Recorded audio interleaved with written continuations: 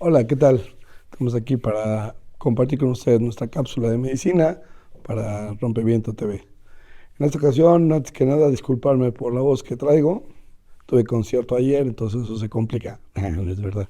El punto es que ahora vamos a hablar de un padecimiento al que habitualmente no estamos acostumbrados aquí en la Ciudad de México.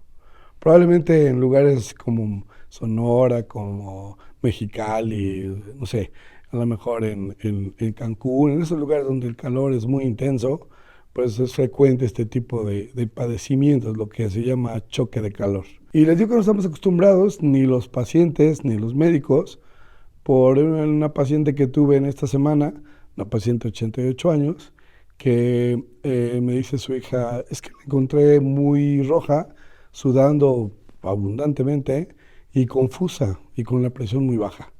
Entonces llevé al hospital, y al hospital a un médico, el médico la mandó al hospital, dijo que necesitaba un electrocardiograma, que probablemente tiene un problema en el corazón o en el cerebro, y finalmente el paciente, durante 3 ocasiones diferentes, en días distintos, tuvieron que llevarlo al hospital por el mismo cuadro. En realidad lo que estaba ocurriendo es que la paciente se quedaba en su habitación, con poca ventilación, y con las temperaturas que estamos teniendo actualmente en la ciudad, pues llegó a desarrollar lo que llamamos el choque de calor. Al final del día, este padecimiento se caracteriza por un aumento importante en la temperatura corporal, por allá arriba de los 39 grados centígrados, sin que haya una causa infecciosa. Esto es fundamentalmente el aumento en la temperatura ambiental. Hay algunos factores de riesgo que provocan que los pacientes tengan mayor propensión a tener este tipo de complicaciones. Los síntomas más comunes que encontramos cuando el paciente llega a consulta o al hospital es que pues, la temperatura es alta, regularmente el paciente está rubicundo, está muy rojo, ¿no? Que una respiración agitada, ¿no? Y a veces con cuestiones confusionales, sobre todo a edades avanzadas o edades muy tempranas, que finalmente el paciente sí tiene menor circulación cerebral y hay problema ahí de confusión y a veces puede llegar hasta el coma. La taquicardia es algo que también frecuentemente encontramos. Los pacientes tienen la frecuencia cardíaca o el pulso acelerado y regularmente su presión arterial es baja. Porque al final de cuentas lo que está ocurriendo es que se abrieron todos los vasos sanguíneos en la piel y eso provocó que el paciente perdiera una gran cantidad de líquido para tratar de compensar la temperatura, tratar de bajarla. Es un mecanismo de defensa de nuestro organismo, pero al final del día es pérdida de líquido intensa y que puede en un momento dado disminuir la circulación hacia órganos vitales como puede ser el riñón, el hígado, porque un mecanismo de defensa que tiene nuestro organismo es centrar todo o tratar de proteger corazón y cerebro. Los demás órganos son importantes, pero no tantos como el corazón y el cerebro. Entonces toda la circulación se modifica para que esos dos órganos no dejen de recibir riego sanguíneo. En este tipo de problemas, entonces se pierde líquido, se baja la presión arterial y los primeros órganos que sufren son el riñón y el hígado. Puede haber lo que llamamos nosotros coagulación intravascular diseminada. ¿Esto qué quiere decir? Que empieza a haber una gran cantidad de consumo de factores de coagulación. Entonces, el paciente puede tener puntos rojos, moretones o sangrados a veces, como dato de un choque de calor intenso. Y daño a diferentes órganos, sobre todo insuficiencia renal aguda.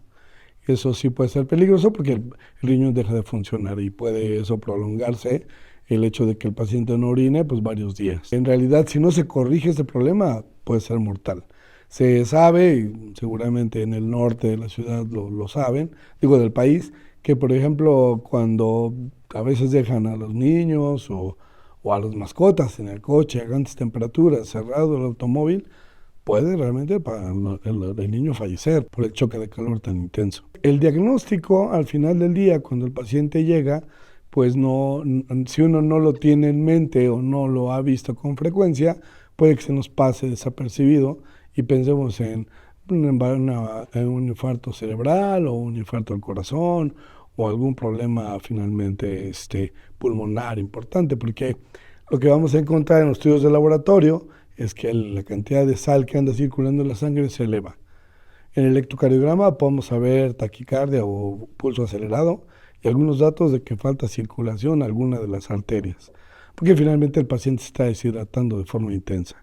Puede haber una cosa que llamamos edema agudo pulmonar, esto que es que se libera líquido dentro de los pulmones y eso hace que finalmente el pulmón no pueda hacer intercambio gaseoso y puede haber realmente lo que provoca a veces el fallecimiento del paciente.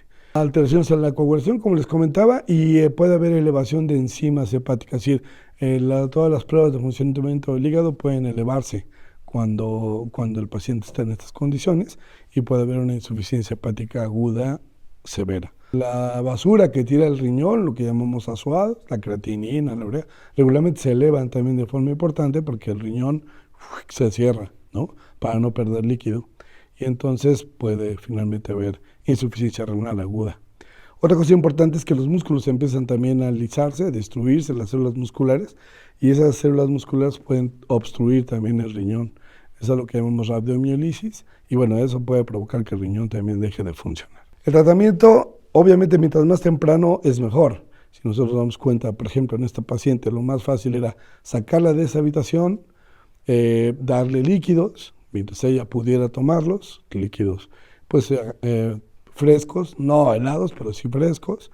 A veces se sugiere poner compresas frías en lo que son las axilas, las palmas de las manos, las plantas de los pies, en la entrepierna, ¿sí? Para tratar de ir bajando la temperatura y de, si es posible, hasta un baño con agua tibia tendiendo a fresca. Esto es para bajar lo más que se pueda la temperatura, para que finalmente todo se pueda ir recuperando.